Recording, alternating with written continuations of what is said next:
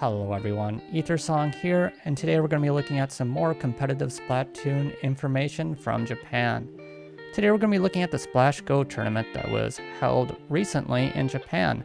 This was a local LAN tournament held by a community, and it was a Turf War tournament.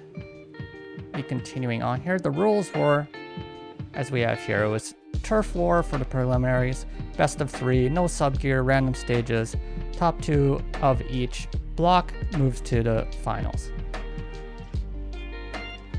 And as for the finals, it was Turf War, best of 3, the semifinals and final matches were best of 5, no sub-gear, the first stage is random, and then after that you have counter stages where you can choose a stage.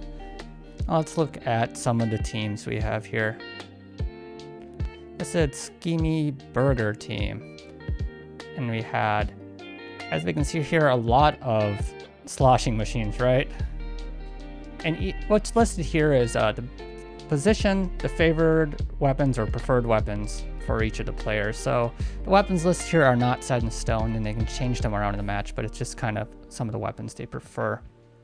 And yeah, as we can note here, 3 players using sloshing machine in this team, and it's what it's said to be the strongest weapon currently.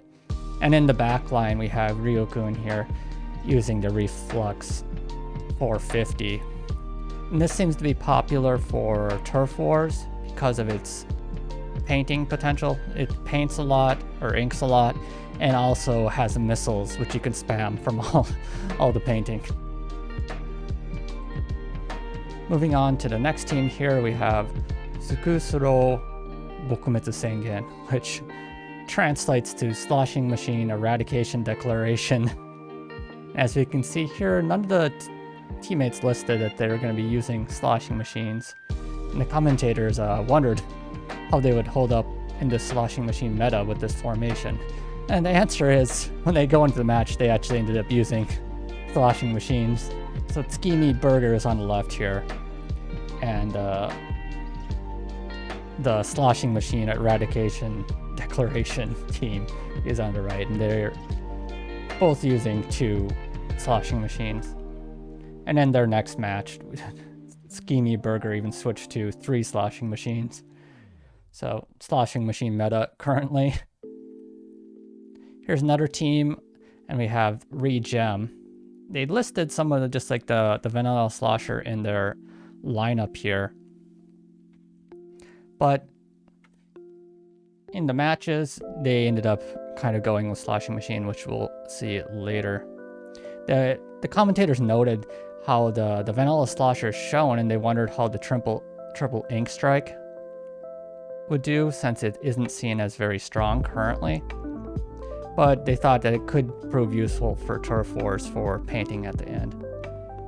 So slightly different meta than Anarchy matches, or things you would normally see in Anarchy matches. As we see here, another Reflux, which is just very popular for its inking and missiles. Yeah, and then there's another one. Here's a Heart Thief team. And once again, you can see a lot of sloshing machines. And interestingly, we have the Splatoon Stamper, which actually shows up a little bit, and also the Squeezer.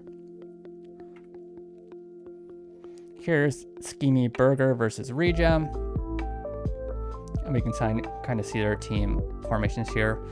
Regem has both a Reflux and a Flingsar Roller for Tenta missiles, so they really want the missiles.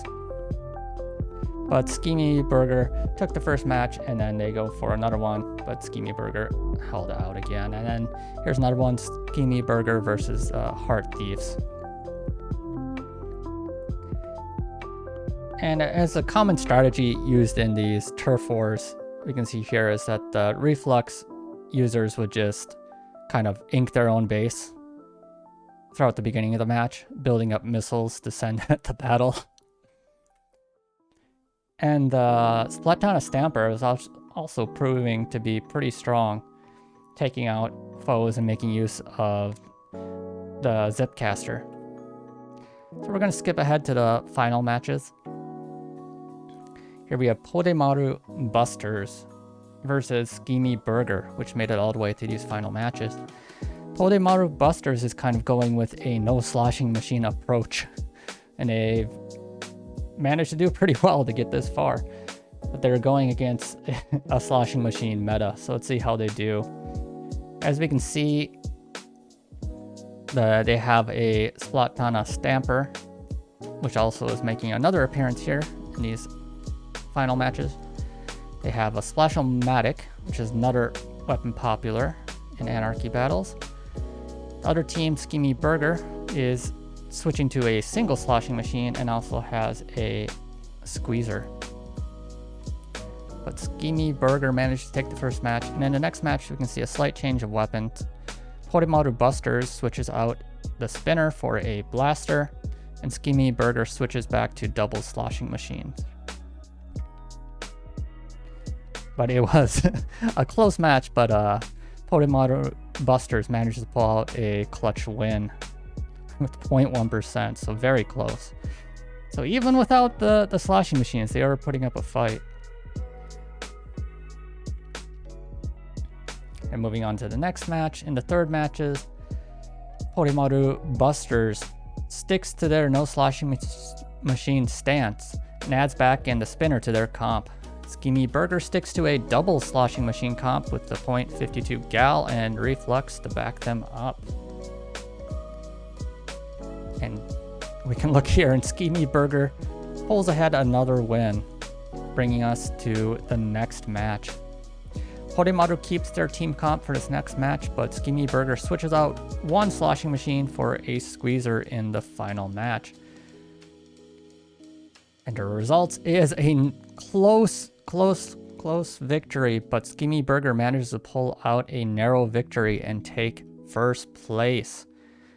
When asked about the reason why they switched out a sloshing machine for a squeezer, Ryokun says that the Splatoon Stamper can easily break a person trying to Booyah Bomb. I believe it's 2 full charges can break down the Booyah Bomb, which can be pretty quick to break it down. Also, they were worried about the range of the enemy spinner that could hold them down, so they decided to switch to a squeezer, which could use its range and try Zuka to apply pressure. And that brings me to the end of this video. While this was a Turf Wars tournament, it was interesting to see what weapons were being used throughout it, and you can kind of gauge the power of some of the weapons in the game currently. In addition, there's going to be some more tournaments in the future that aren't Turf Wars, so we can expect some more Anarchy rules in those tournaments, which are going to be interesting to look forward to. Let me know if you liked videos like this and like to see some more Japan Splatoon news. Thanks for watching, and I hope to see you next time. Bye!